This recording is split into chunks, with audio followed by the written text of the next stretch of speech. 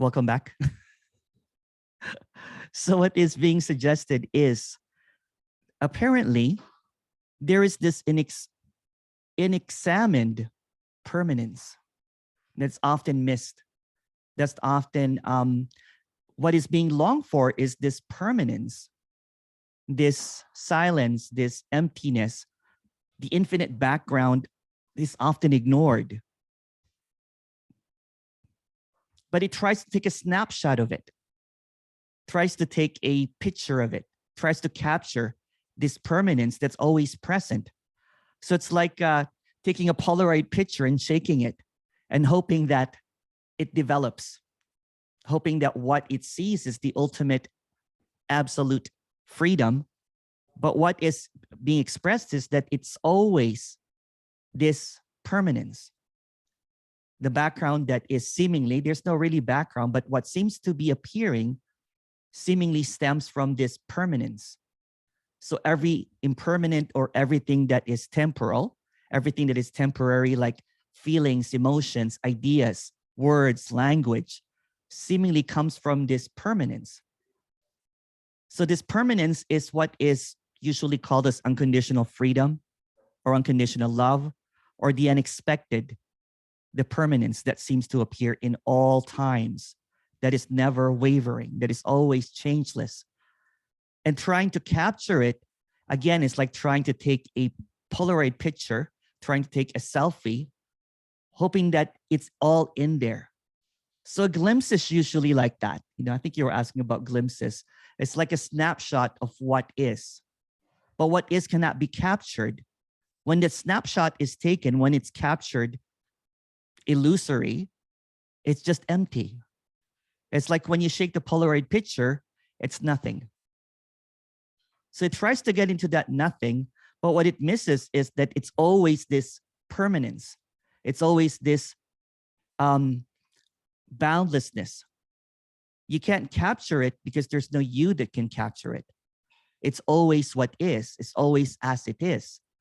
So again, when it's unexamined, this permanence that seems to appear, the this that everyone is talking about, you know, the this is it, is always this permanence, but it is somehow ignored or negotiated. I think you were negotiating yesterday. What the negotiating is they're trying to find something that fits what the apparent character longs for. It could be a longing for no problems. It could be a longing for no suffering. It could be longing for the end of chatter. But what is unexamined is that it's already absent, because this impermanence is appearing in permanence. So there's no such thing really as impermanent or permanence. It's just what is. There's really no such thing as changing and changeless. What is being expressed here, that it's already in all of this. It's always this. All that there is this. And trying to get it is impossible. Trying to capture it is just not going to happen. It's not going to happen. My best compliment testimony yesterday came from this guy here. He said he felt like he was being waterboarded for 6 hours. There's nothing to get. There's nothing to understand. There's nothing to figure out, because this permanence, this, I don't want to call it reality or absolute, this, what is ever longed for, it's always forever infinitely present. And then trying to bottle it is like trying to bottle freedom, and you brand it as this inner acceptance, inner awareness, inner whatever, something that you get, but something that cannot be gotten because it's already free. It's already this.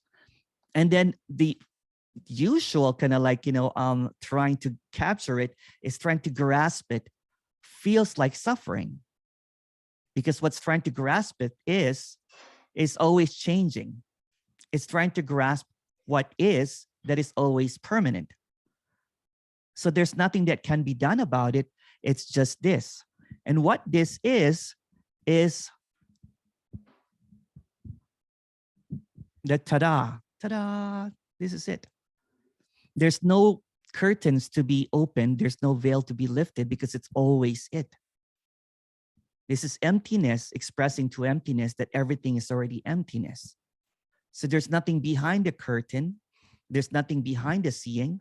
There's nothing behind everything at all.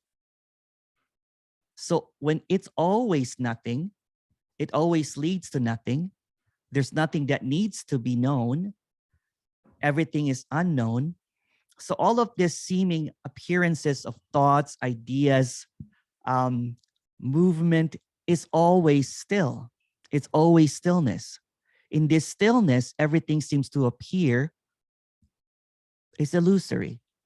There's nothing real here, but it feels absolutely real. Again, it's always the unexamined that is often missed. Kind of like when you're looking for your glasses and where you're looking for something that's always there. So what's being expressed, it is always here. It's never not here. It's not in the next, it's not in the prior, it's always here. And what here is not a position, it's not a location, it's not a destination whatsoever. It's just is unthinkable. It's immeasurable. It's not a destiny. It's not a destination. It's not grace, because those are just ideas of what is. And it's not even any of this at all that's being talked about. So in this infinite background that all of these stories are stemming from, it's always this stillness that everybody wants. It's that peace that cannot be understood. But trying to understand that peace creates this confusion. Oh, yeah, I got it. The peace that's always there. But it's not about getting it, because what's being expressed here is already forever present.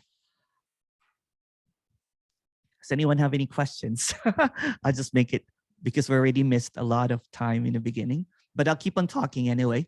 But if you have any questions, please go ahead. That was really clear. What's that? Really clear. You're really clear, right? That was really clear. Okay. All right.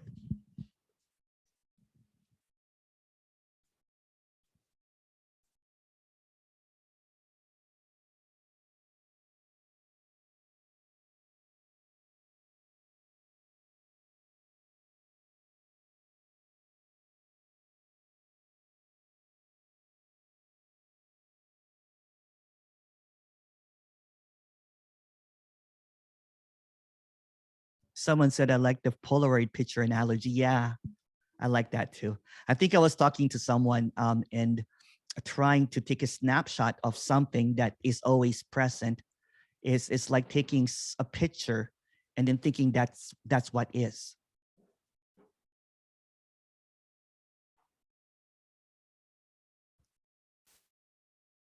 It can't be captured. Kathy, hi. Hey, how you doing? Hello. I'm getting confused.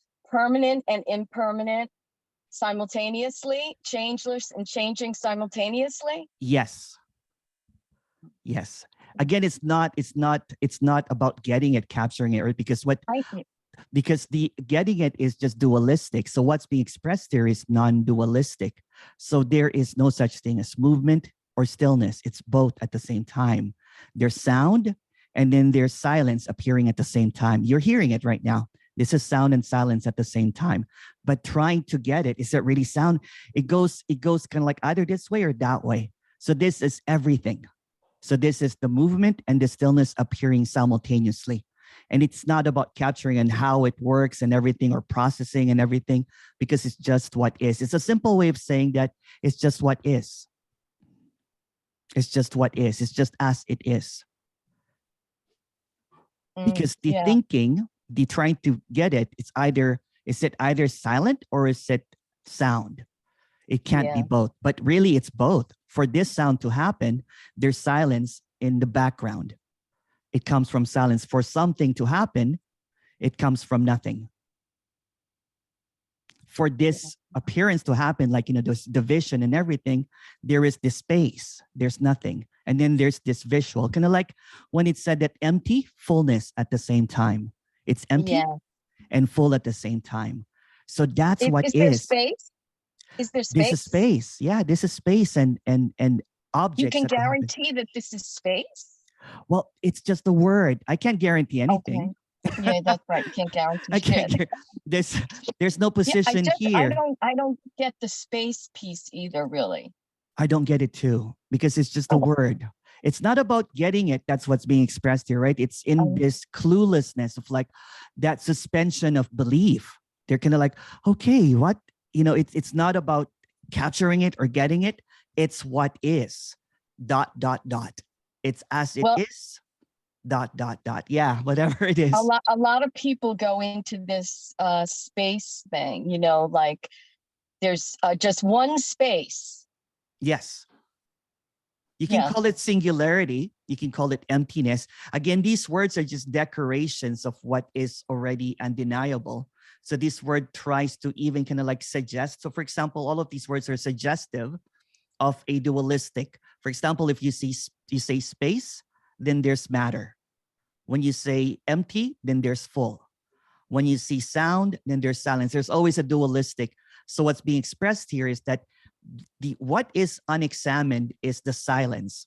You don't listen for the silence. You don't look for the emptiness because it's not seen. But for this appearance to appear, for this contrast to happen, there has to be light and dark. There has to be an appearance and it's coming from nothing.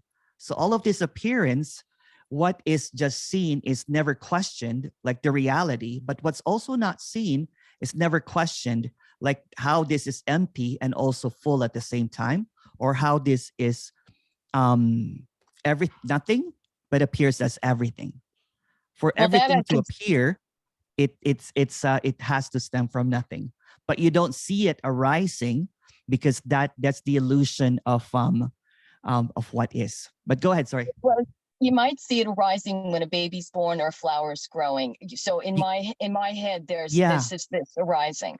I see it all the time. I mean, you see it all the time. Yeah. But the nothing and everything simultaneously arising is what's missed, is what I'm trying to say. You can see like movement happening, but you never see stillness happening. All right. Well, listen, I'm doing my best. Anyway, Thank you. I'm really trying. I've only been listening to the message for 3 years now. Okay. All right. Thank you, Kathy. Thank you. It's just really trying to simplify what is, right? And trying to an attempt to clarify what is impossible to clarify, because what is appearing is unknowable. If we take away any kind of history, any kind of ideas, any thoughts about this, it's just what is as it is. Yeah, there's actually a sort of a fear arising here that my reality is going to be swallowed by this expression in some way. Okay. Yeah. just sharing. Hi, George. The seeming fear is that there's something that's going to happen, because what's being expressed here is the absence of what is, whatever is appearing. So there's an absence of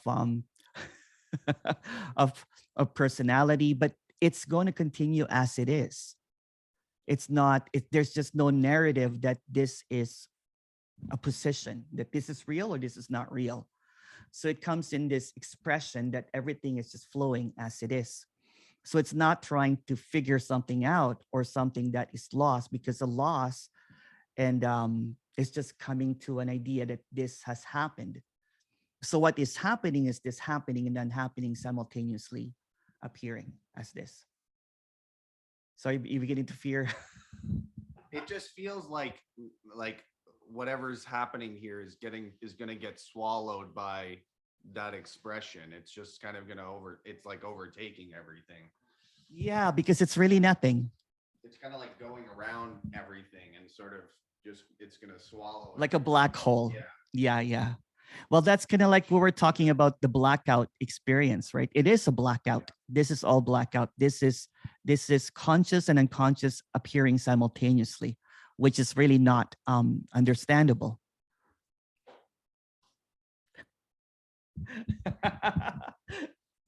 I wish you got here for in the intro, George, but I'll begin again. I'll try to. You're like, what's going on? I'm not even sure what I was expecting.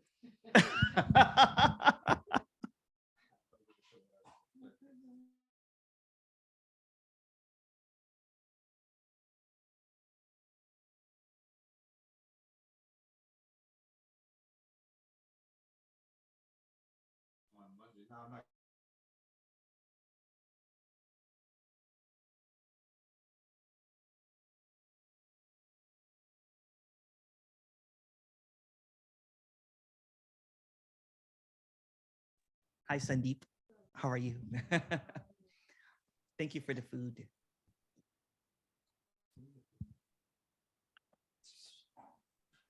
If you have any questions, oh yeah, hey Kathy. Hey, me again. Anyway, it's Hello. a little bit off topic, but you talked about it yesterday.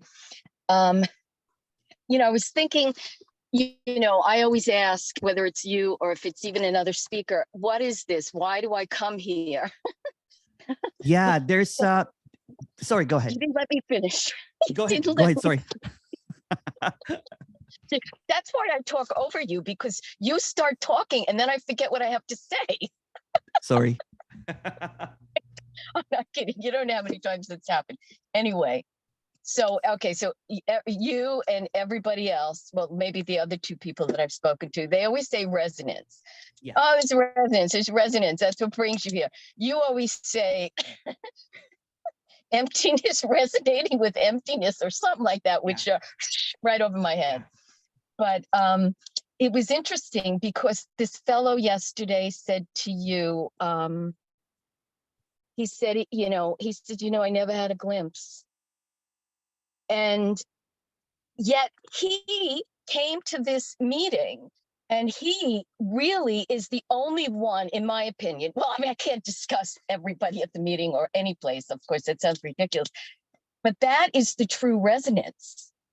Somebody who didn't have their stupid glimpse, that's waiting for their next effing glimpse, that the whole damn life is about the glimpse.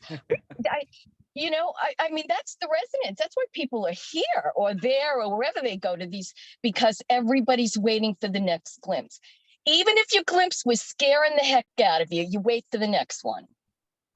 And I really think that man had, was somebody who never had a glimpse, but got attracted to this message. That's resonance. I'm finished. Well, there's actually more people here that never had a glimpse that are here. Have you had a glimpse in the story? No. So we had a room full of people here that doesn't have any glimpses, and they just basically are coming here because of Vic. Because of what? Oh, Victor? Vic is hosting me here. So there's a bunch of people here that are not sure what is being talked about even. So let me just start again. Saying this is a great opportunity to kind of like to get in there. So apparently, in what is seemingly happening, there is this idea, a suggestion that nothing is separate. Some people will call it oneness. Some people call it advaita. In the religious tradition, there's when there's a realization that nothing is separate, when everything is oneness, some people will call it awakening or enlightenment. But what's being suggested here is that since there's nothing separate here, there's no one to awaken, there's no one to get enlightened. You can also say that everything is already awake to itself, but there's no self. And what's being expressed here is that this is kind of like almost like a clarity that nothing ever needs to happen. But what attracts this communication to a lot of people is people do have glimpses of what seems to be eternity or infiniteness, or there's no word for it. Some people black out, meaning that they don't see whatever is happening, or some people have this euphoric experience that everything is singular, everything is one. Some people have this apparent kundalini awakening, or just many, many different terms for it. So what usually happens is that there is an attraction because of that glimpse. It's some people call it a spiritual experience, or a glitch in the matrix, so to speak. That's everything is seen as like, okay, you know what? I'm not really here, or I see everything as one. But all of this expression is just a suggestion of something that's actually absolutely unknowable. So there is this question of, who am I? What am I doing here? What is my purpose? Why did I come to this meeting? I come for the food. Same with George, probably. For dessert, I come from the cinnamon rolls.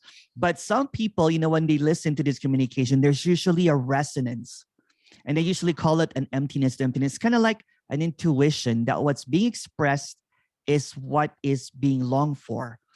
So a lot of people usually come to this. They want to get rid of their problems.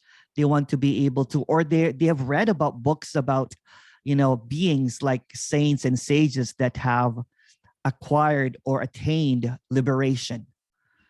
So there is, and it could come from this, Buddhist tradition of no self, or anatta.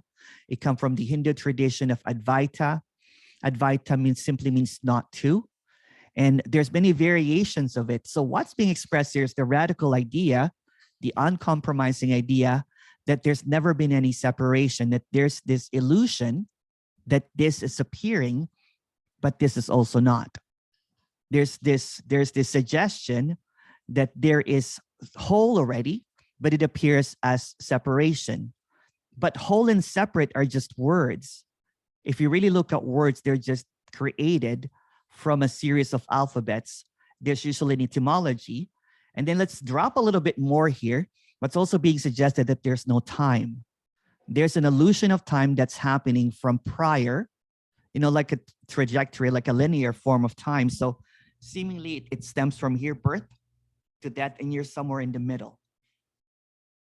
And there's a history here, history of, childhood and seeking and everything. And there is maybe some anxiety about the future of, will I have enough, income later on, or will I find the right one or something? And then there's usually depression. So what's being suggested is that every single thought is illusory. There's really no thoughts. And what's even suggesting is the thought about time moving from linear is not real. So everything that's appearing is happening all at once. So everything that you could think about the past, the future, or the present is appearing as a spell, as an apparition, that there is something really happening. But what's being suggested is that there is nothing happening, and it's also happening at the same time. So kind of like a mirage, when you're seeing a mirage or an illusion, everything that you're looking at is not real, but it feels absolutely real. And when you go to sleep at night, when there is, a deep sleep, every single idea that you have about yourself, your identity, your family, your fortune, your lack of fortune, disappears completely. In the morning, seemingly in the morning, the story continues. There's a continuity in the illusion of time. Like, what did I do yesterday?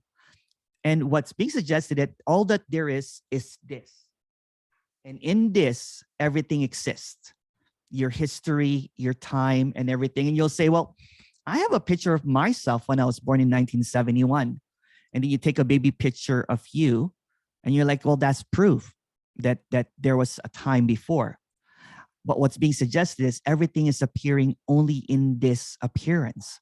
So the picture appears seemingly kind of like dating back from 1971, but you can't go back to 1971.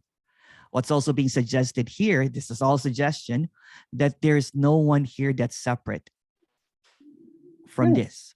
What's also being suggested is that the one that is perceiving, from your perspective, you're seeing this, but there are no others. This is all a hallucination. And it's not about believing or not believing, it's just what is. If you go scientifically, this body is 99.99% empty space. Your body is 99.99% empty space. There's also questions in science about free will or choice. They have done tests basically suggesting that no one has any free will or choice. This is not a popular, communication, because if you go to the court of law and you say, well, I didn't do anything, I don't have any free will or choice, or But then the judge will say, oh, I didn't do anything. Exactly. And then they will say, well, this is just what is happening. Well, this is what is happening to his 20 years in jail. So the illusion maintains the illusion of separation and reality. So what's being expressed here, that this illusion is like a nighttime dream. It feels absolutely real, but we don't have proof of its existence. And then you can say, well, in science, they have proof of reality and everything, but that's a theory. According to Albert Einstein, reality is an illusion, but a very persistent one. So this reality feels absolutely real, but it's not. That's basically it in a few sentences. And people usually, listen to this because they want to realize that there's nothing happening or that there's no one here. So they seem to think, although there's no they, that there is a problem with my character. That either, how can I be happy? How can I get rid of this suffering? How do I become enlightened? But what's being suggested here, that there's already no one. There's already this unconditional freedom, but it's just filtered through dualism. It's filtered through, I like this or I don't like this. So when that filter is off, everything that appears is just as it is. Everything that appears is already complete. There's this idea of, I want to feel liberated. I want to feel enlightened. I want to feel awakened. But those are just another ideas in separation. What is appearing is as it is. So this is more like a retirement in seeking, a giving up of sorts. Although there's no one retiring and there's no one giving up, there's just this acceptance of what is as it is, a contentment of some sort. It's not chasing, chasing the ultimate. If that happens to them, that's what it is too. But seemingly the chasing and the seeking for that glimpse or for something to happen, or for waiting for something to happen, perpetuates this suffering because I'm not quite there yet. So when it's maintained that I'm not quite there yet, that it maintains this separate idea that there's something that I need to get. So what seemingly happened here, although there's no one here, is the collapse of all ideas. It's a collapse of all belief systems. It's a collapse of specialness. This is just a regular apparent character that's just seemingly moving through time and space with no reason or purpose. So if you have any questions, please go ahead.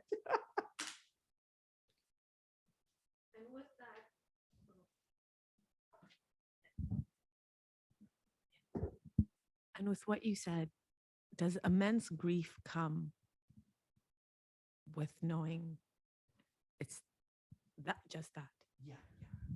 So grief is so everything that seems to appear is this expression of dualism, right? So grief is this immense grief is loss. So what people usually, when I was seeking for this one, when I thought I got it, actually 12 years ago, I thought that I had this awakening or enlightenment or something. And I was blissful. I was kind of like meditating 4 hours, 5 hours a day, and I was always seated in a lotus position. I can't even full lotus position.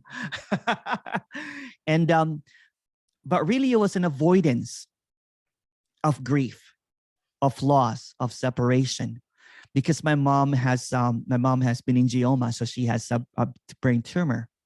And it was the preference of happiness over sadness.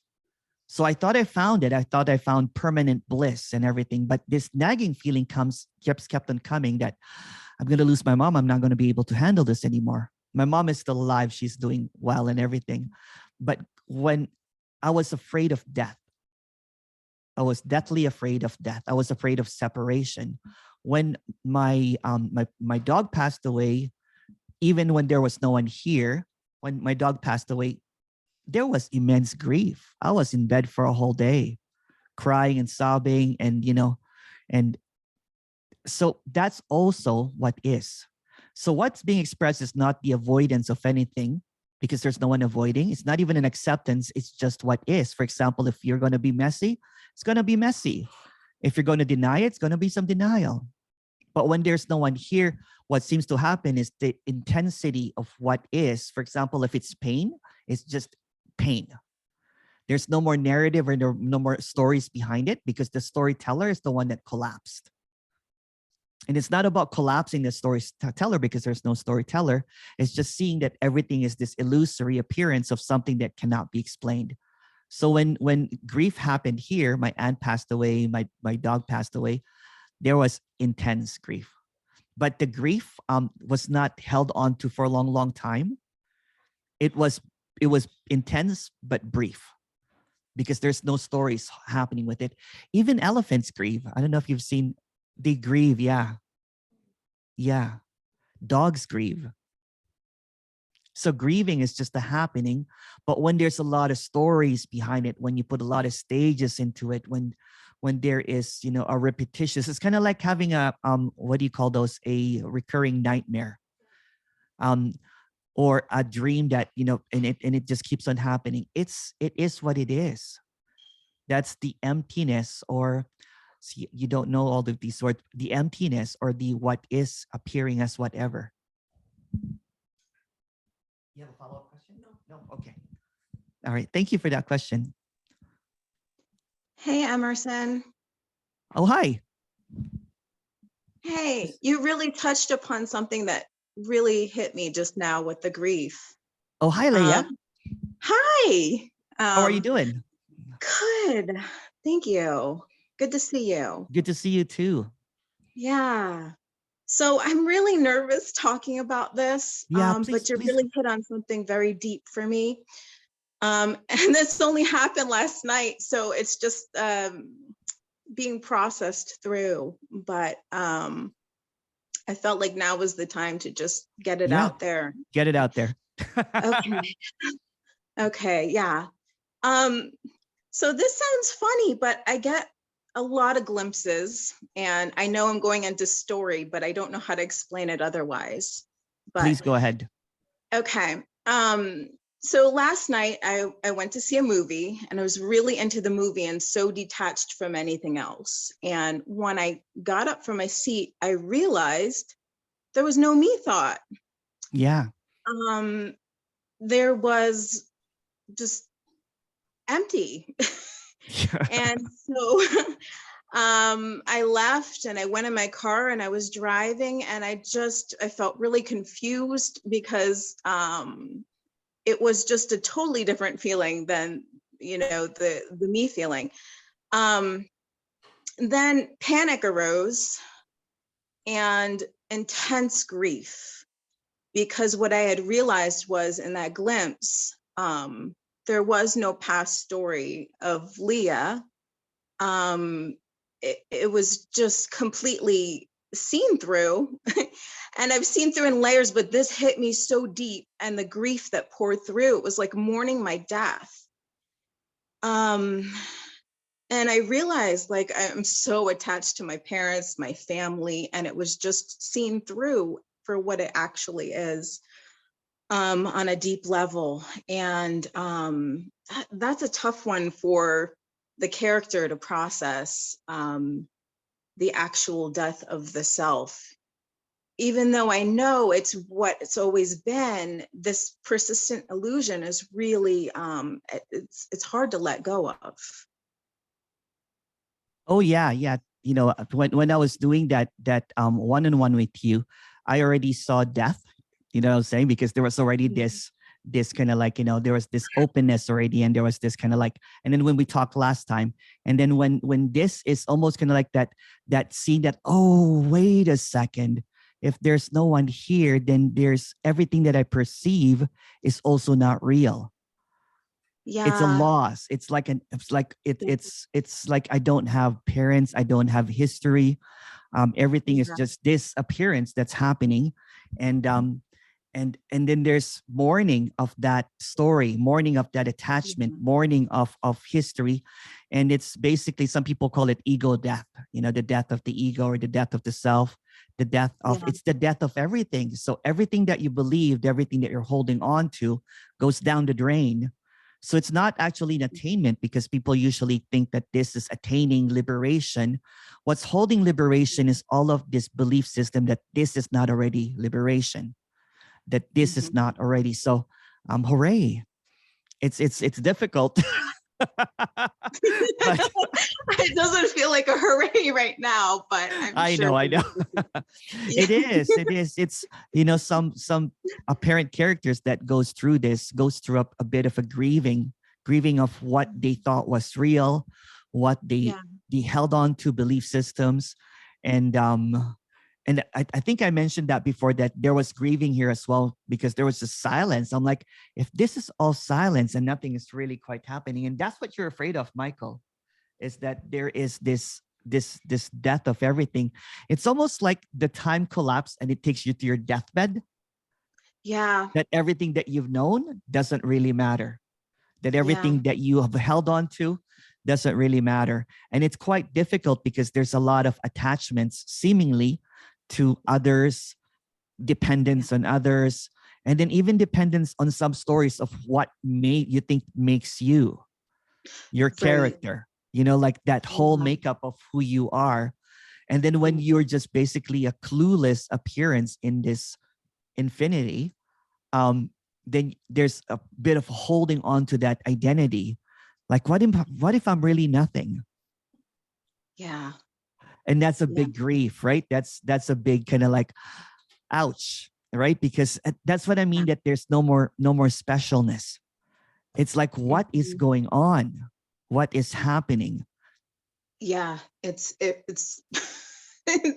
can't even put it into words, because even like conceptually trying to process the message, but when it actually happens, it's just yes. That's the title of this retreat, is Unexpected Wow. Not a good wow, but like, oh wow, this is a loss. Wow. Yeah. Oh, well, thank you for letting me share. Yeah, we're talking soon again, but keep on coming, asking questions. It's no one's holding your hand, but it's like a holding hand of the dead. Okay. It's a death, basically, right? It's not, Yeah. it's the death, but also kind of like a birth at the same time, because everything that you held on to for such a long time is dead. And and that's why this communication is a bit radical, and it's not really coddling anything anymore, because it's just what is. Yeah. Okay. Yeah. Thank you, Emerson. Thank you. Ooh, I got some tea. I made that tea this morning. It was good. Yeah. The house smelled like, chai. That's what you're getting for Christmas. Yeah. More tea. A whole box. That's the last Saturday.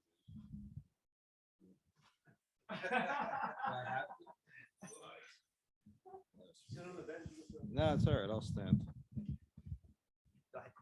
So last Saturday I had a really shitty day, and I talked to Vic about it. And somewhere during the whole day, because this went wrong, that went wrong, the door busted, this happened, that happened, and somewhere along the whole day, on some level that I wasn't really aware of, but I could feel something. It didn't happen till the following day, on the Sunday, that I realized what was happening on that Saturday. Absolutely nothing. Nothing really happened. Yeah. The day happened. Yeah, the door busted, and this happened, and that happened, and all the other things happened. But on the following day, I realized it wasn't a shitty day. It wasn't even a good day. It was just a day that passed by. That's what I was telling Vic the other day when I came by for a visit. It dawned on, it was actually dawning on me while all this happened through the 10-hour course that I was there, but it didn't come to my conscious mind until the following day. It's like, what really happened? A lot of things happened, but it was just another day. It wasn't a bad day, George. It wasn't a good day. It wasn't a great, it was just another day. Those things just happened. And it took me about 24 hours to realize. That's what's being talked about, that it's really all nothing. And it's hard to kind of like, embrace that, because it means that it was not really all for nothing. Like, like the process, for example, right? It could be the most stressful day and you're like hitting your head and you're screaming at the top of your lungs. And then you're like, oh, wait a second. It's like when you're dreaming at night, right? When there's this really intense dream that there's like kind of like a really, really bad dream. And then the moment that you open your eyes, there's just this empty space, right? You're like, oh, okay, nothing really happened. It didn't really happen. It's the same thing. But go ahead, Sandeep. I know you have a question. Sorry. Well, it was just to touch on what George was saying. So there's really no highs or lows. It's just, is it a neutrality? Yes, you got it. Yeah. Okay. It's just what is. So it's almost like the ultimate slacker teenager. Whatever. It's just whatever. It's just what is. It's like almost like there's the SNL kit with Pete Davidson. I don't know if you've seen that one. He's just like, okay. It's just the neutrality of everything. I don't want to call it middle, right? Because there's this extremes, like there's this extreme expressions of it. For example, if there's a conflict, there's either kind of like a full on, going barking back and forth with the conflict, or there's a complete denial of it and a complete avoidance of it. It's and if you look at that pendulum and everything, what is really happening when that's kind of like moving and everything is really nothing. It could go to denial. It could be to, whatever. It's the neutrality. It's the in-betweenness, although there's no boundaries whatsoever. So what seems to be appearing is this suggestion of this or that. This or that. It's the or. But there's no this or that. For no one. Yes. Oh, okay. No, I was just kind of saying that because when we, like my previous experience, like if you've heard in the past people say neutrality, then it seems like I got to be neutral. Yes. Right? Good. Yeah, it's not about, it's for no one, right? It's the absence of the decision maker. It's the absence of the storyteller. Because if you notice, the storyteller would be kind of like, we'll take a position, or I'm not going to take a position, which is also a position. Or or the narrator will either believe it or not believe it. So it's not in the belief or it's not in the belief. It's the absence of that chooser. It's the absence of that doer. So what's being expressed is that there's no one doing any of this. And it's quite a blunt suggestion, right? It's kind of like, what do you mean there's no one doing of this? Meaning that all of this is just happening on its own. All of this is just happening with no input from anyone. There's an idea that, well, I have an input. And then somebody will say, well, I don't think I have an input. So it's in between that. It's none of that. So what's appearing is this reality. And there's also this belief in reality. So what's appearing is either reality or not reality. It's just what is. It's not the opposites. There's seemingly kind of like the way that the apparent thinking happens is there is a either a position or no position. So this is the positionless. See, the way that we talk in this language is either this or that. So the language is actually meaningless in this, because it is what is not thought of, what can't be thought about. Meaning, I can't blame anybody. Yeah. You can also say that everything is innocent because everything is as it is. You got nobody to blame, George. There's no one here. You got it. George is the next radical non-duality speaker. I know what I'm talking about, I know what I'm saying, but I also know I don't got it. I just know what I'm saying. I know what I'm talking about, but I don't have it. I'm working on it. Oh, thank you. Yeah, I'm happy. I have a team.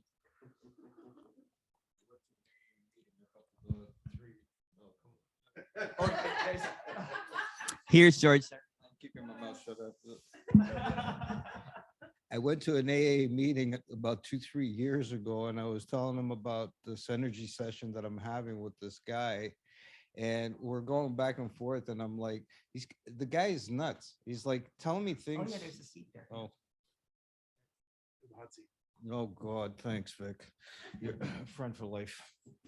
So I'm telling the people at the meeting that I'm dealing with some energy healing guy who's sitting there telling me, yeah, but there's nobody to blame. What do you mean there's nobody to blame? Somebody's got to get fucking blamed around here. Like, he did this, she did that. So blame them. He goes, no, but there's nobody to blame. I'm like, this is what I go and I deal with this guy. This guy's like, he's a kook. And I'm even worse than him because I freaking go and see the guy anyways, even after all the shit that I go through with him and everything. And there was one guy in the meeting, he kept his mouth shut. Everybody else was laughing. He kept his mouth shut. He knew exactly what I was talking about. And he knew, I could tell. I'm looking at him, he keeps his mouth shut. And I could tell that he knew exactly where I was going, where I was heading. And he talked to me after the meeting. He goes, it's still baffling, isn't it? I go, yeah, it is. I don't get this guy. Like, he's telling me there's nobody to blame, but he did this and she did that and I did this, so there's somebody to blame. What do you mean? There's tangible actions. He goes, it's okay. One day you'll get it. And that was a couple of years ago. Okay, I'm getting off the hot seat and I got to get out of here because I went gambling again last night. I've been up all night. And I still have things to do. I still have more things to do. So, everybody.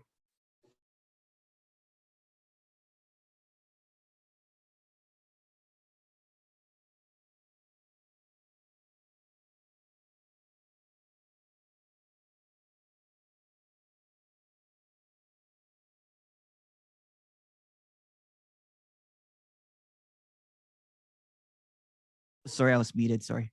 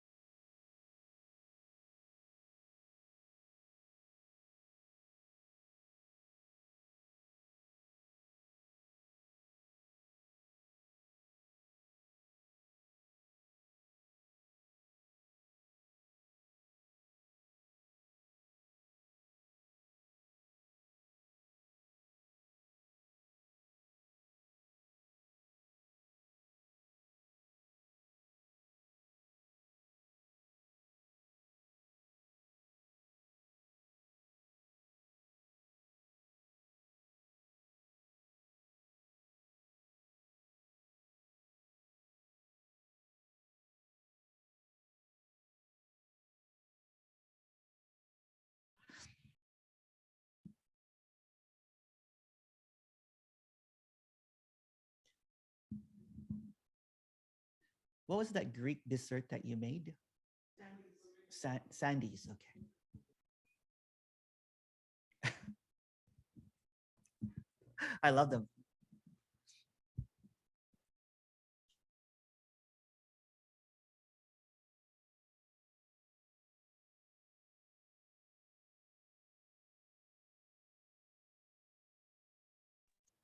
Hey, Kathy. I can't hear Why you though, don't you Kathy. say you can't hear me? I'll Oh, type. I can hear now. You're not going to like it anyway. No worries.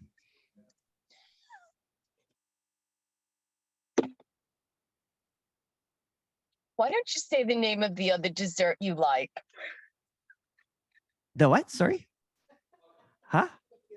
Why don't you say the name of the other dessert you love?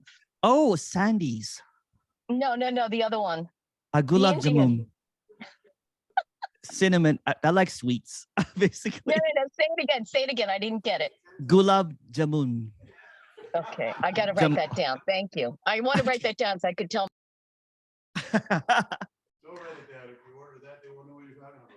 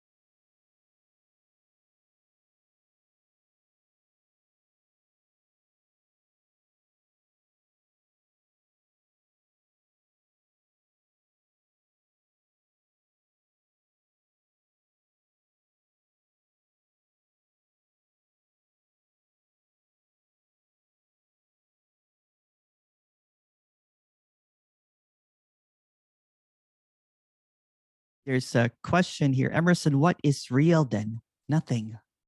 Nothing. Real is just an idea. Even nothing is just an idea. So it's not even nothing. It's just what is. So what seems to be appearing is really not real or real. It feels real, but it's unknowable. So it's like a dream. So every apparent moment is like a dream, which feels absolutely real, but it's also not real. There is this reality that is maintained and not questioned by the apparent characters because it is what is. So what is when, but when there is a seeing through what is happening, there is this, usually when people say that there's an intuition that this is not it, but it's also it. If you want to add more to that question, please go ahead. So nothing is real, but it feels real, meaning it's a mystery. Yeah.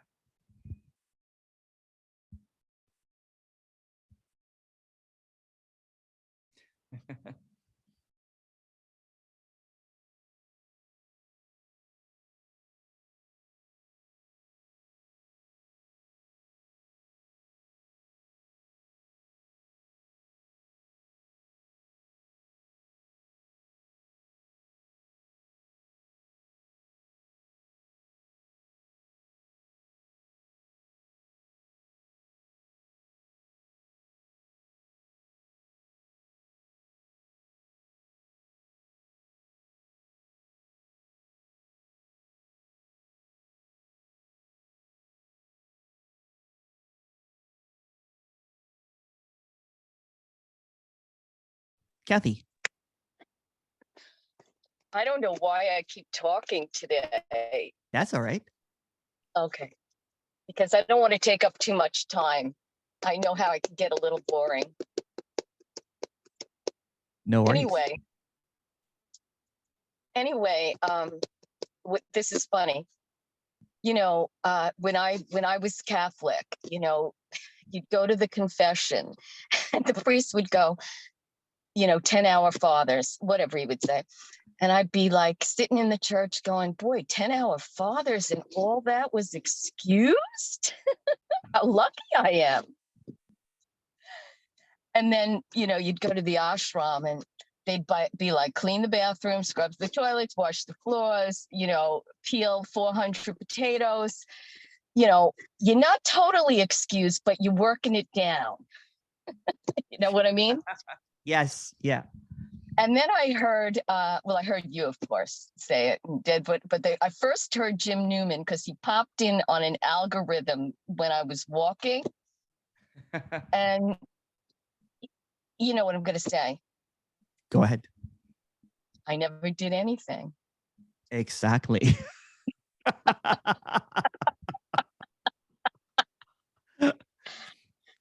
Wow. Wow. Wow. What a relief. Exactly. Yeah. It's just Yeah. innocence. It's just innocence appearing as, you know, washing the floor, doing 10 Hail Marys and all that kind of stuff. And everything that seems to appear, kind of like what George was saying, that this day that was super kind of like, you know, stressful and everything. And all of a sudden it's like, oh, it was really nothing. It always leads back to nothing. It's always this But I mean, fireworks. And then when the fireworks are gone, it's like, oh, nothing. but I mean, Sorry. for some people, that belief is really there, you know, that Oh, yeah, everything is forgiven with the 10 prayers, or the work that the savor that you're doing, everything is working totally. down all that crap that you did throughout your life. Oh, and yeah. some of us did more than others. Yeah. Just kidding. I'm only kidding. I'm trying to make it sound funny. I mean, you know. It is funny. No, really. Yeah, no, really, that's because kind of like what Leah was saying, right? It's like the loss. For example, you're like, oh, did I really, you know, do 10,000 hours of meditation for nothing? Did I really scrub the floors for 90 days for nothing? You know, it's kind of like, and then it's also the relief that, oh, meaning I yeah, didn't it's the really do relief. anything. It's the relief. Yeah, Yeah, there's this It's total grief relief. and a relief. Yeah. It Total rhymes relief. too. What? It rhymes what? too. Grief Oh, it rhymes. and Yeah, relief yeah. Grief and from relief. belief. Yeah. Yeah. So that made me happy with the message. That was Yeah. that was an unexpected wow.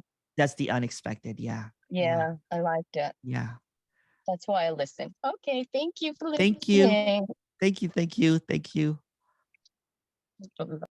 Yes, that's the absence, right? The absence of the narrative, the absence of you know what when I was in religion, I carried a lot of guilt and shame because it was always advertised. It was always kind of like, you know, and you go to church, there's a lecture and you believe that you're a sinner and everything. And then when I went to spirituality, I needed to purify.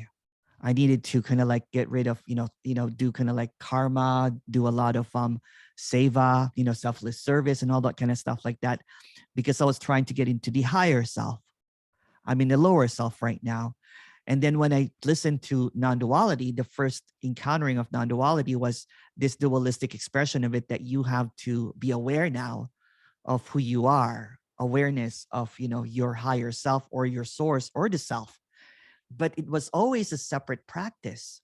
There was always something that was lacking, kind of like, you know, thank you for bringing up Kathy, kind of like that. I have to, you know, there's something wrong with me. That's why I have to do 20 Hail Marys and 1,000 Our Fathers, or I have to scrub the floors in an ashram for 30 days or 40 days, you know, so that I could get some darshan or some blessings or something. So when encountering this communication, kind of like how, you know, Kathy was saying that it was just, it's all innocent. You never really did anything wrong. You're kind of like, well, you know what? I do have spiritual clout. You know, I did. I did do this, you know, I did have a, and that's continuing with the glimpses and everything, right? I did have a lot of glimpses about this, and I actually had Kundalini awakening. And then when someone is saying that doesn't matter, kind of like what George was saying, because it's really nothing. So it could be the pinnacle experience of liberation, of kind of like, oh, wow, everything is free, to kind of like a car crash with two kids arm to arm, like it's all nothing. So that's what's being expressed here, is that, not someone being neutral, but being neutral for everything. Not a personal neutrality, but just kind of like a so what? A so what? It's that unconditional freedom that no matter what happens, it is. Or for example, someone is seeking this 20 hours a day and everything. That's also what's happening. It's the same thing as someone just, not doing any of the seeking at all. So everything from this lens of wholeness, so to speak, is just seen as is. It's not, oh, it should be there. When I was in religion, I almost kind of like wanted to be kind of like, maybe I should become a priest. My parents, thought that I was going to become a priest, because that would be an attainment, that there's something wrong. And then with spirituality, again, I was saying that I have to be sattvic. I have to, eat air, that kind of thing. Air, nutritious. And then when non-duality came, then there was also like, now that I have to be a sage now, or a saint or something. So what's being expressed is that there's nothing wrong with you, because you're not even wrong or right. There's not even a you. It's just what is. You're just a so what, but there's not even a you. And it's just whatever seems to be appearing is as is. And it's that breath of fresh air. It's that kind of like, that dropping of the shoulders, that nothing is needed. So nothing is needed, Michael. You don't have to feel like you're waterboarded for 6 hours, because it's not about trying to get something. Whatever it is also what is. There's a question here. What is it that's infinitely teachable to learn this stuff so thoroughly? Okay, what is it that's infinitely teachable to learn this stuff so thoroughly? There's no teaching. This is already the infinite. Sorry, I'm getting caught up in wires here. This is already what is. So there's nothing that needs, because teaching is dualistic. I'm teaching you, you're learning from me. There's nothing to learn. And that's why this is talking, is there's nothing to learn. There's no purpose. And there's no why, really. Corey goes, love your intro today. Thank you so much. Hey, Corey, if you wanted to speak, go ahead. Sorry, I didn't see your hand. Right? I did get your email, so I've not responded to it yet, but let's do one on Tuesday. I'll add a spotlight to you, and I'll send you an email. But I can't hear you, Corey. You might have to unplug your Oh, okay. Here you go. Yeah. Oh, I can hear you now. Can you hear me now? Yes, I can. Oh, right. So it's working. Yeah? Yes. No. Yes, it's working. It's working. A trauma of me and my Your speaker. speaker. Yeah. No, I didn't want to ask a question. Thank you. Yeah, you got my email. Okay. I did. Yeah, I did. Yeah. Yeah. Wonderful. Thanks, Emerson. Thank you. Oh, thank you, Corey. I've just loved the session today. It's just been really come straight to my heart, which isn't there, but everything has just been one of the best. Oh, thank you. Thank you so much. It's all the food being cooked in the room that is fueling this expression. There you've got a golden halo around your head.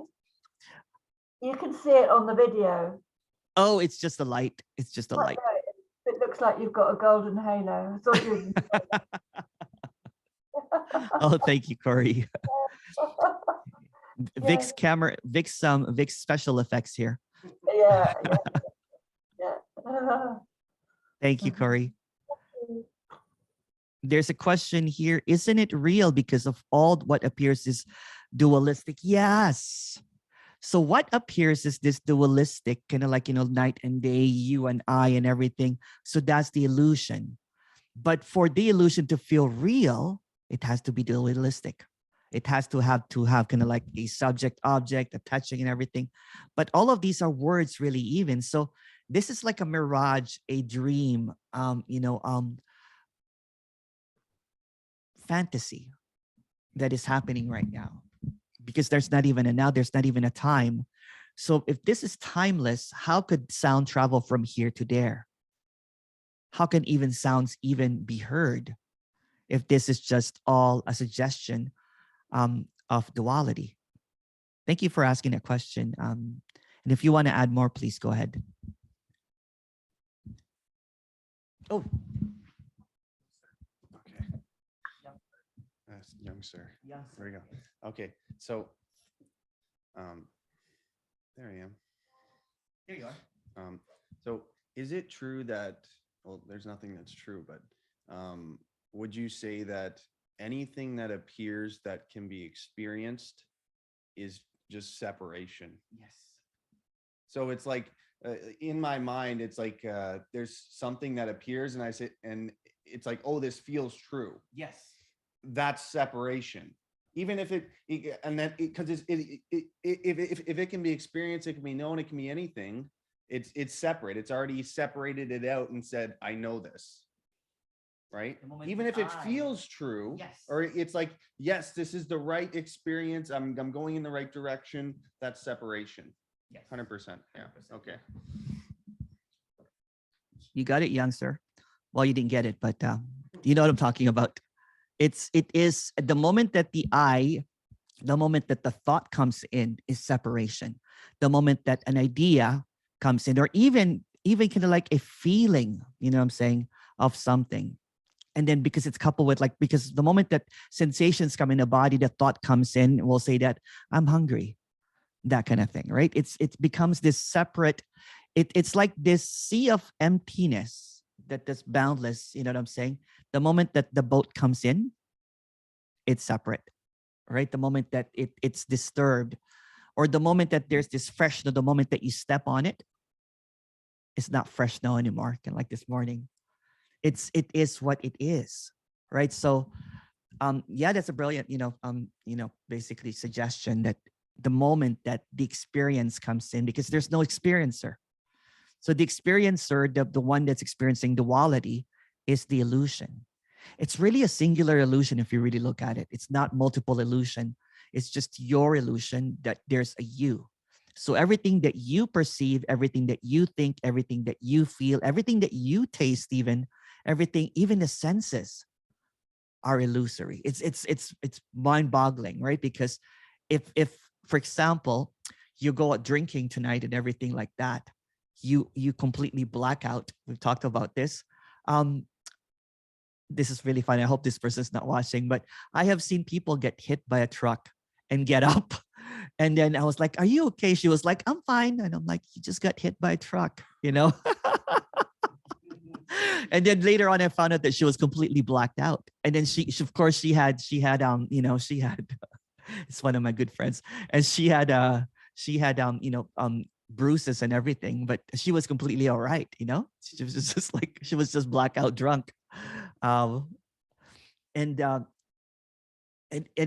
it's just so impossible, all of this stuff that's happening. But it seemingly is possible because there is a recollection seemingly, or a visual, seeing of what is. But what is being expressed cannot be comprehended, but there's comprehension that's happening. So someone will say, well, I think this is what's happening here. The moment that I think comes in, that's illusory. So it's like a blacked out person saying that, I think I know what's happening. You're like, but you're blacked out. You're like, oh, no, I'm blacked out. And then the next morning you wake up and you're like, and the person's like, what did I do last night? Well, you philosophized about duality. It's like it's this or this. Yes. That's all the experience can be, is this or this, Yes. and not this, Yes. or this and then not this. Yes. Right? Yeah. Yes. So when it's seen that the one that's fluctuating is the illusion, it's always this.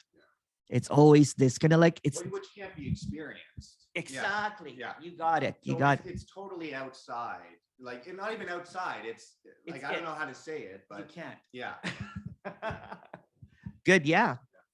It is what is, no matter, it's always this. It's always this, no matter what this is. So everyone's longing for this And then let's just expand what this is, and it could mean like liberation or unconditional freedom or that unexpected wow or that kind of like release or relief. But the release is always here. The relief is always here. There are no problems here. But the moment that it thinks of like, but I have a problem, then the I, the illusory I, conjures up all of these ideas of why I have a problem. But in this apparent moment, in this apparent infiniteness, in this absence of thoughts and ideas, what are problems really? What are conflicts really? What's even duality? What's even non-duality? Have you had that moment when you just can like really sitting and you're like, oh, I was telling Vic this story in the morning when he was driving me here. It was really, really funny. So sorry, this is all over the place. So I wanted to walk Ella Bella, in the morning because I felt like I'm neglecting my puppy, so like a really, really long walk. So we went extra early. So here I was walking in this fresh snow. The road is like magical, right? You go into the park and everything is glittering. It's seemingly the snows are falling slow motion. It's just such a beautiful, instead of earmuffs, I use my headphones, but it has noise canceling. So everything is just super silent. It's always silent anyway. And Ella Bella is just gonna like happy, what she loves snow and everything. And then all of a sudden, Ella Bella started pulling me, you know what I'm saying? And I was like, oh, there was this dog, and I kind of like, touched, like how you touch the dog, like you pet. And then I heard somewhere in the background, someone screaming. What was she screaming? Shoo. And I looked at I was just in a trance of emptiness, and and I looked at what I was kind of like doing. It was a coyote. Yeah, because there was no fear. And then when the guy came, this is really funny. The guy came and he goes, there's two coyotes. There's one behind you and there's another one behind you. There, because here's Ella Bella kind of like walking and everything. And we were talking about you have a German Shepherd, right? So I thought it was a German Shepherd because the coloring, right? So I'm like, oh, nice doggy. And so the guy goes, were you feeding it? I'm like, no, I was petting. He goes, why were you petting it?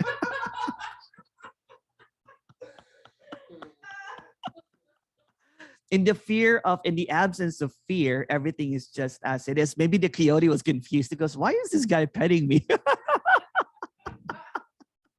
Someone was feeding that guy. I think so. Yeah, something was feeding that coyote. Yeah. So there was just this wonderland walking and everything. And luckily there was a guy behind me going, shoo, shoo.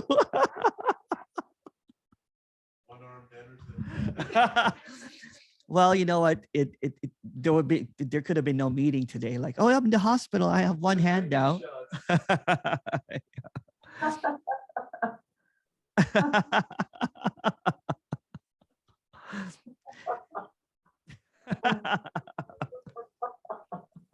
That would have been Coyote Ugly, Yeah.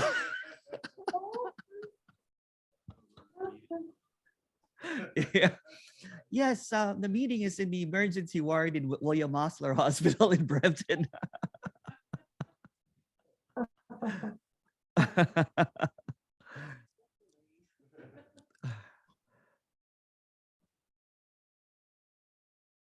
So there is a question here. Can you talk more about silence, please? Yes. So what's being expressed is in this apparent singularity, there's only silence. There's only silence, and everything that arises is also silence. So when there's no dualism, every single word is also silent. So when there is just silence, so even words, if you really look at it, are really meaningless. Thoughts are meaningless because they're just an apparition. There's just an idea. They're just an appearance. When there's also no one, all of this chatter is just, it's like a mirage, an audio mirage, like a sound appearance, an audible phantom. It's really nothing. It's just silence. Or you can also say it's just echoes of silence appearing as sound, bouncing off nothing. It's just really nothing. That's what I'm trying to say. Anne goes, do coyotes eat humans then? Yes. They attack humans. But I think the coyote was interested with my little puppy. It's winter time, and they usually kind of like grab puppies, you know what I'm saying? And but my puppy also is, just really kind of like wagging her tail, like, oh, look, like my little distant cousins. I was no wonder when I touched like the chin of the coyote, I'm like, this dog is a little unkempt, it's like a little rough. The owner should give this one a bath. The coyote was probably confused. Why is this human petting me?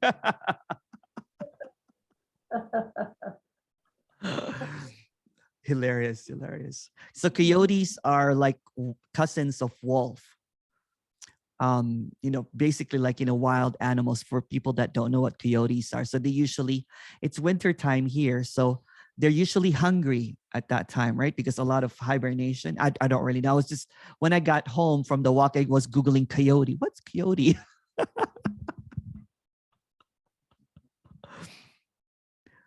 So yes, they do attack humans apparently. Yeah. There's a lot of them here apparently. There's a news that the mayor in Caledon actually has given permission to hunt them because there was just a problem with a lot of coyotes. It's just what's happening.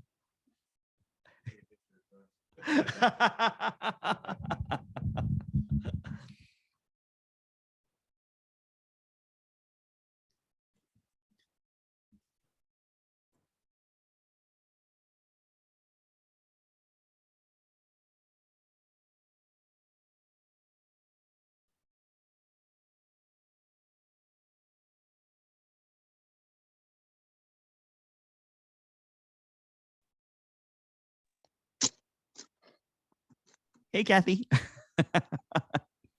That was some story. Thank God nothing happened to the dog either. No, seriously. When I realized what was happening, I grabbed Ella right away and like carried her. Damn. Like, oh, coyotes. Don't chew my dog up. My God. Huh. But it made me think of something like when you said, you were there and you were having no experience. Yeah, it was just the snow falling, just walking happening, a parent coyote coming near, and a parent can like petting coyote is just what is, right? So when there's wait. no, oh, sorry, go ahead. No, wait. What I'm trying to say is, you see, when there's no experiencer, there's no, I hate to use the word, there was no awareness. Yes. But this person here, and I've said this to probably anybody I've ever spoken to, I always say the same things and nothing ever gets resolved. So just being on the hamster wheel. But, I just like when I feel like I have to be aware of the experience all the time because something bad might come down. So it's, to really go off to emptiness, you'd really have to be, in a meditative state in the house with all the windows and doors locked or something, I'm serious. That's probably part of the problem here. Yeah. That's just a story as well, though, because. Oh, no, that's not a story. When I go for a walk, I'm looking in all four directions. Oh, okay. There's just seemingly a la la land kind of like, oh, okay. The snow is so beautiful, snow, everything. I could get a pit bull. Like maybe, I think Petra had a pit bull on this morning. I'm love not pit sure. bulls. Hi, Petra. But, maybe something like that helps. It wouldn't be a Cocker Spaniel. No offense, Ella. So Bye. cute. Take care, Kathy.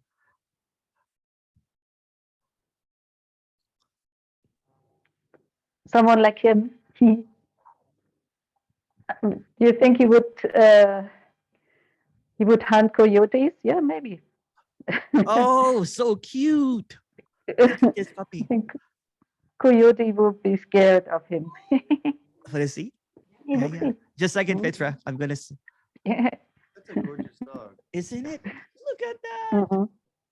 Look at him. Oh, look, he was so gorgeous. Yeah, You have yeah. white on his chest? Yes. And look at white on his head. Oh my goodness. He's super enlightened. Uh-huh. Yeah, definitely. Hello, hello. I love pit bulls. They're the sweetest. Yeah. Pit bulls, pitties are so cute. Oh my god. Yeah. Is he gonna sit? Is he gonna sit?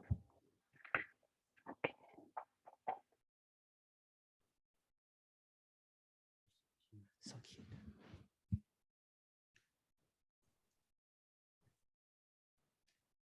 That would be a prey for the coyotes if they see a puppy like that. They even attack. I was reading because I was like curious now, right? I'm like, oh, He's not a puppy, I- he's 4.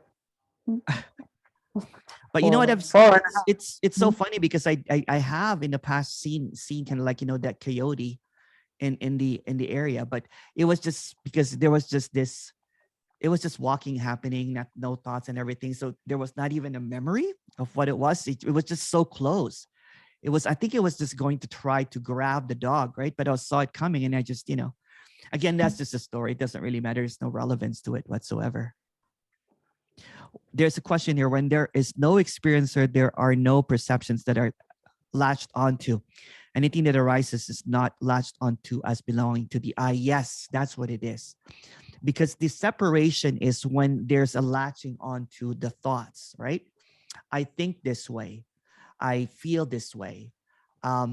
There's an I always that's attached in separation. The moment that the I comes in, it becomes a separate experience. My experience is this. But in this dualistic dream, you know, of expression of reality, it's almost like, you know, if you start saying that there's no one here, you'll be sent to, you know, the psychiatric ward right away because this is a dream of separation. So it's like being in this, but not of this as well. It's being in, 1 foot in and 1 foot out, although there's no foot in or out. You have a question? So if there's no such thing as linear time, how come the body ages? Yeah. So there is just all of this, right? So there's this illusion that you were 15, you know, 5 years ago, that kind of thing. I don't know. But that's just appearing in this. You can't go back in time and see your 15-year-old self. There's no linear time. It's just an illusion. Even scientists are baffled by the way that time works. So there's this suggestion of time that's happening. It feels absolutely real. You can even go back into your Facebook post and everything. Well, 14 minutes ago, according to Facebook, I posted this, but that's appearing in this infinite now. In the infinite now, there's no now, I'm just using words. Everything appears simultaneously. For example, like, well, let me take a look at my video that I did 2 days ago. And it says on the iPhone 2 days ago. So everything is appearing all at once at the same time. There is no time. So there is no possibility that there was a minute ago or a second ago or a millisecond ago. But there's an idea of a minute ago. You can even see proof from your phone a minute ago. So everything is this apparent uncreated created. Doesn't even make sense. It's just an appearance. It's kind of like, I wanted to talk in the next meeting about this. It's kind of like a special AI generated simulation that's super advanced, but nothing programmed it. Meaning that doesn't have any source code. It doesn't have any kind of like, patterns or anything. It's just what is. So there is this appearance of time. So time is like a translator of timelessness. Timelessness appears as a past, present, or future, but timelessness is only this. There's nothing outside of this. But there's an illusion that if you close your eyes, you're thinking, reminiscing about perhaps when you're 15 years old. But that's just another fantasy. It's just another idea. So the illusion is so persistent, the reality is so persistent, that even the idea of something real 10 minutes ago is not real. So if this is not real, how could even be a second ago be real? Time is just an illusion that appears as a constant reminder that this is real. What time is it? See, that's what I mean. It takes you out, but going back into that timeless walk earlier that I was doing, which is really ridiculous, right? It's just like, ooh, wow, it's so beautiful. Or it's just caught up in the apparent emptiness of it all. I could have been bitten as well. I'm not saying that there's something special here, you know what I'm saying? Because I was just so clueless of what was going on. But there was just no fear because it was just what is kind of like happening. There was just this, spaciousness in the walking and everything. I could have been bitten as well, and that could have been also it. That's also it. And then the person goes, "What the hell are you doing trying to, pet a coyote?" That kind of thing. It's also what is. So there's nothing special in what happened. It's not some special thing that appeared. Yeah. It's not because I'm made of light or something, that I have a halo or something. It's not because of that. I'm joking.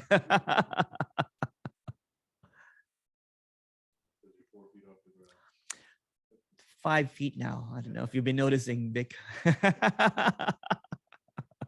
It's the chai, elevated me. I hear all the wise sages drink chai, so.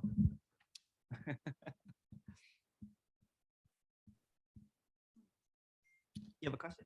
No, just thinking. Okay. Yeah, there's okay.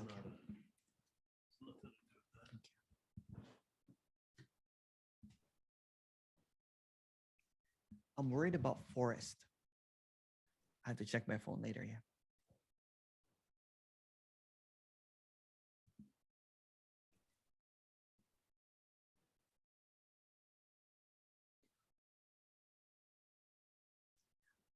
Thank you, Anne.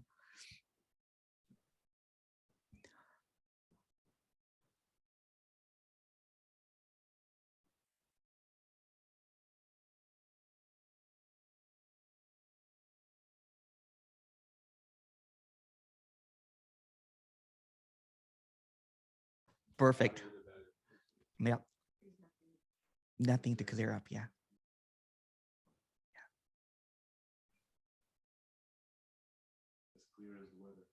This is clear, yeah? Yeah. Clear as the weather, yeah. Clear as the roads. Clear as mud. Exactly. There you go.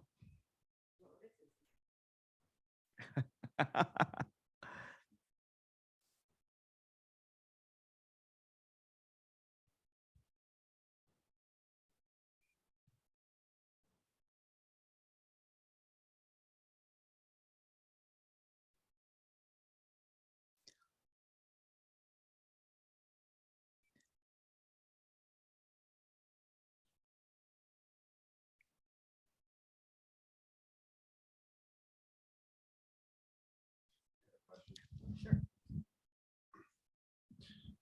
Okay. So you said about how there was this morning when the coyote came up to you. I don't know if this is verbatim what you said. I don't really remember, but you said there's a seeing that there's nothing happening. But does that even have any bearing on what how the body responds anyway? Like it doesn't really, like there was someone else had a question, if there's nothing happening, the body's not gonna, if they're driving, it's not gonna protect itself and all this stuff. Like even if there is a seeing that there's nothing happening, Yeah. like the body's still going to protect itself, right? Like it doesn't really, like say if the coyote attacked you, there's going to be a fighting back, right? Totally, yeah. It's not like Yeah. nothing is happening. Yeah. Like it's not a state, like No. you're kind of speaking in a way that No. it's not a state, right? Yeah. It was just a funny story because, the reason that Vic and I were talking about it, because, from a perspective of a spiritual, that could be seen as like, oh, that's really special. I'm trying to kind of like destroy that by saying that I could have been bitten as well.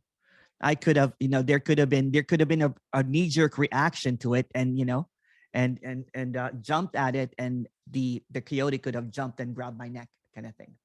So it's just basically a dismantling of this.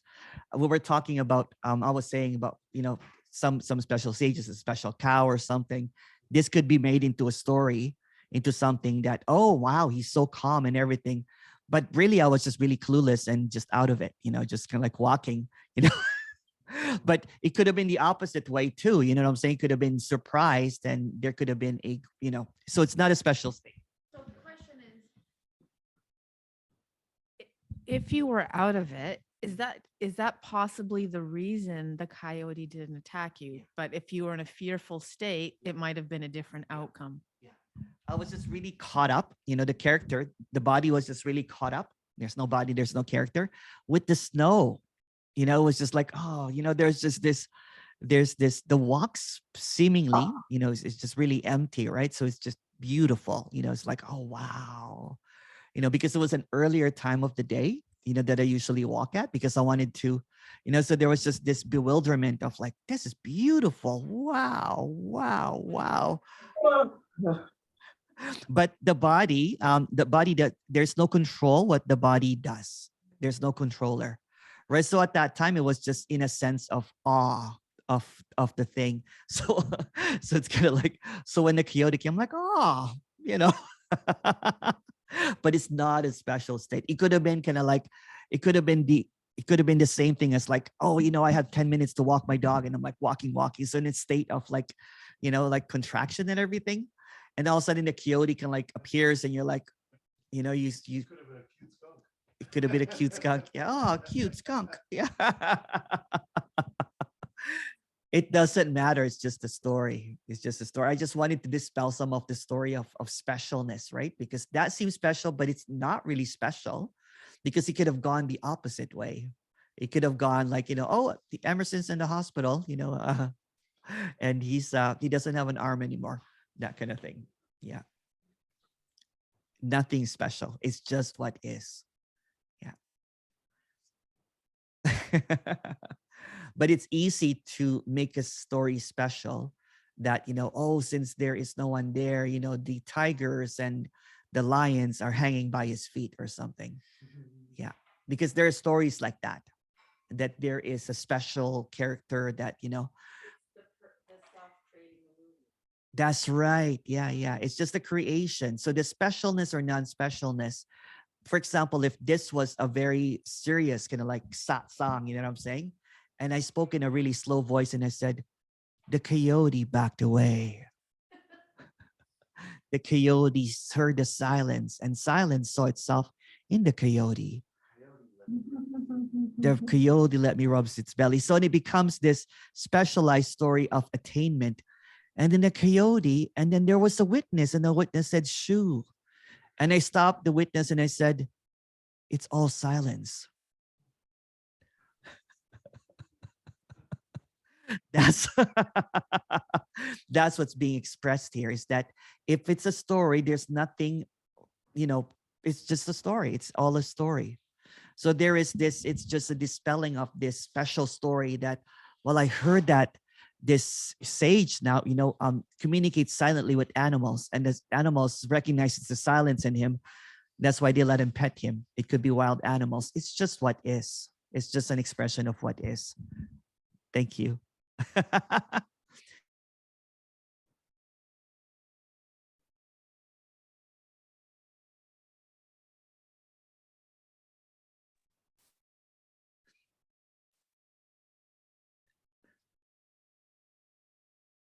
Thank you, iPhone.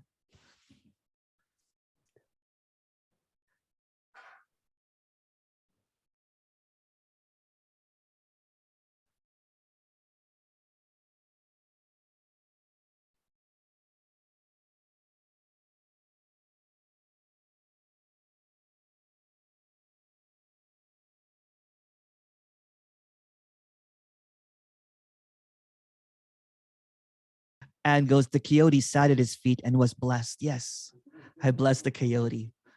And also the rain in Africa.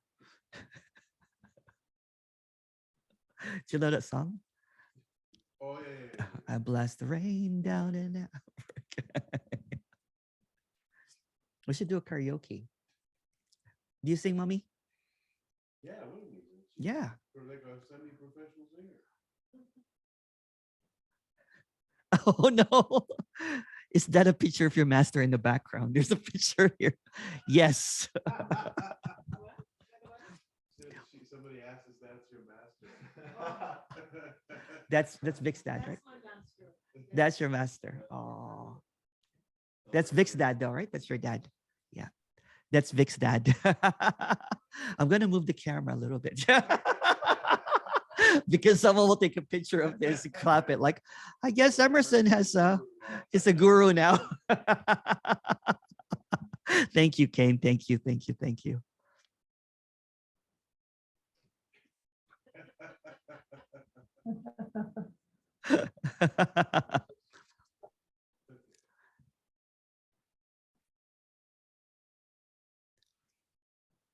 It's because of the coyote, that I have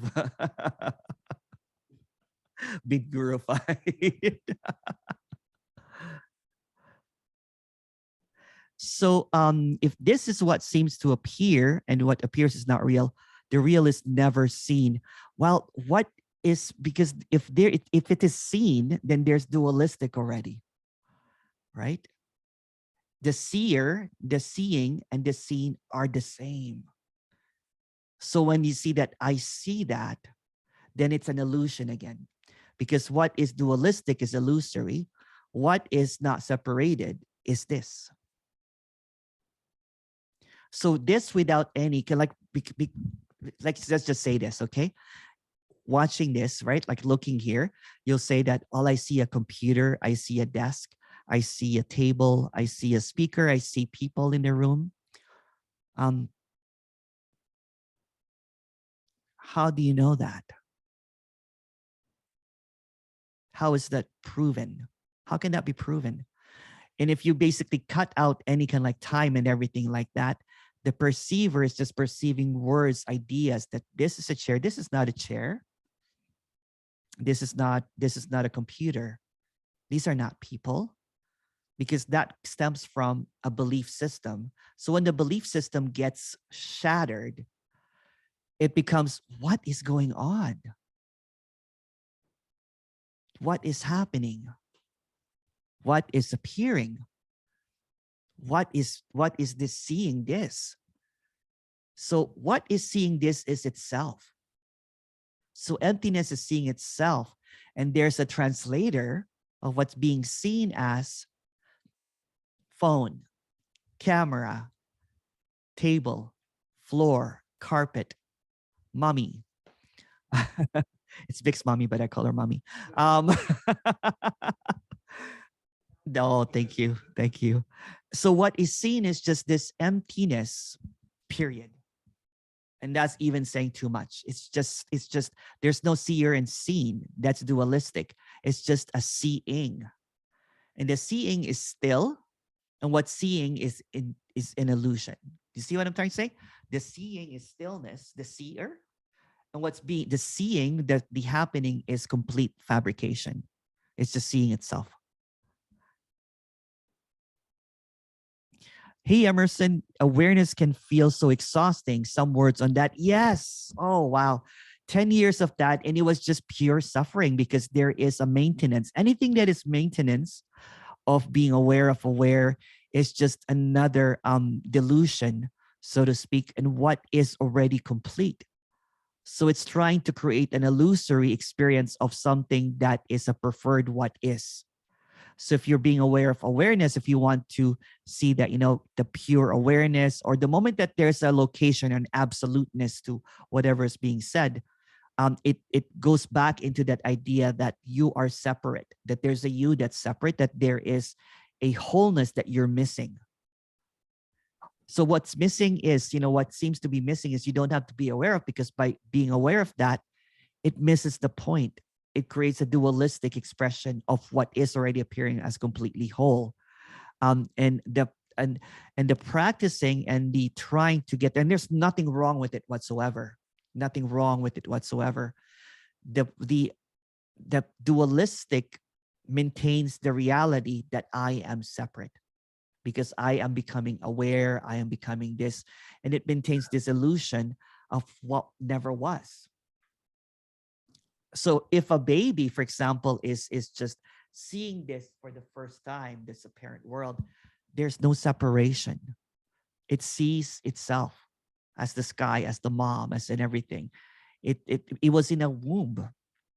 In the womb, it doesn't see any separation. So when it gets out, then it starts, and this is just a story, and it starts learning about separation.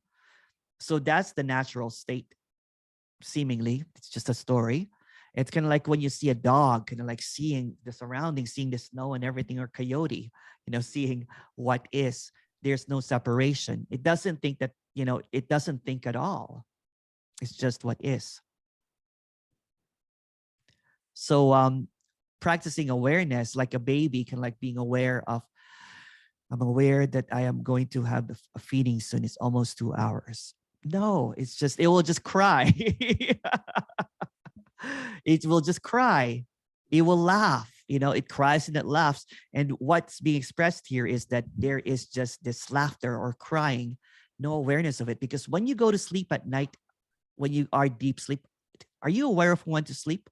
Are you aware of who woke up? No. It's always just this. Yes, not even practicing awareness, just the fact that I seem to be aware. There's no one aware. It's just this singularity appearing as multiplicity. And the multiplicity is this expression of this singularity. The singularity, because the moment that we try to capture what singularity, it becomes an idea. So what this is not capturable. Kind of like what I said in the beginning, trying to capture unconditional freedom is like taking a Polaroid picture and then holding on to it. This is freedom. Do you see it? I took it last month. This is freedom. This is, this was from the other freedom that I found 4 months ago. I don't know. You want to take a look at it? It can't be captured. It is what it is.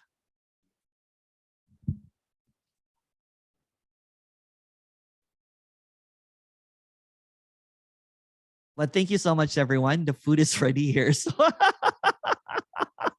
I'll have a longer meeting later. This character is driven by food like a baby. So you too. Yes. You too. Yeah. Not so much. Last night we shocked Michael with some Indian food. Did